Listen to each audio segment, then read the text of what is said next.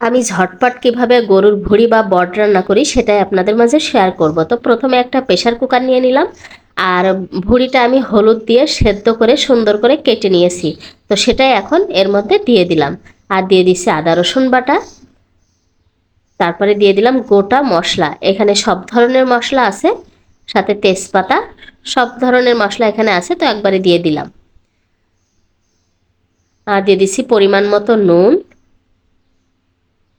মরিচ গুঁড়া, হলুদ গুঁড়া, ধনিয়া গুঁড়া,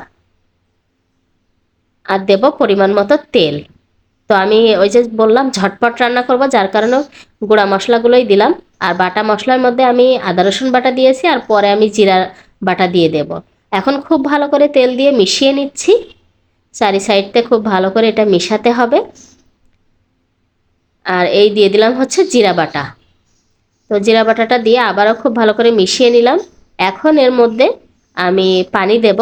তো আমি যে পাত্রে এটা সেদ্ধ করেছিলাম সেই পাত্র দিয়ে পানিটা দিয়ে দিলাম।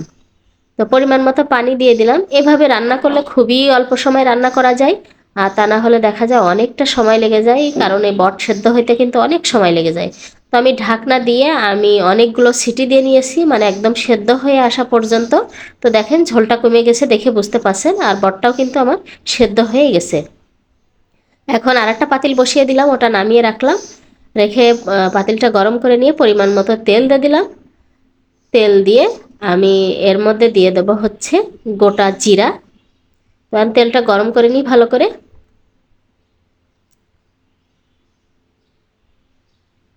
তো আমার তেলটা গরম হয়ে গেছে, এর মধ্যে গোটা জিরা দিয়ে দিচ্ছি। আর জিরাটা এখন খুব ভালো করে আমি ভেজে নেব। তো জিরাটা ভাজা হয়ে গেছে, দিয়ে দিলাম পেঁয়াজ কুচি। আমি কিন্তু আগে পেঁয়াজ ব্যবহার করেছিলাম না, দেখেছিলেন। এখন পেঁয়াজ দিলাম, দিয়ে একদম বেরেস্তার মতো করে ভেজে নিলাম। ভাজা হয়ে গেছে, এর মধ্যে দিয়ে দিচ্ছি সেই রান্না করা ভুঁড়ি বা বট। তো এর মধ্যে সব দিয়ে দিলাম, দিয়ে খুব ভালো করে মিশাতে হবে।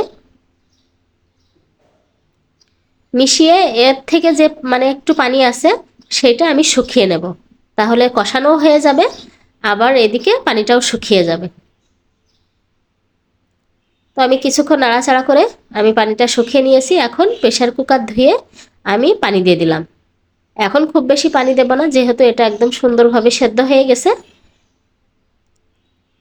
তো এটা এখন আমি জাল করে নেব কিছুক্ষণ।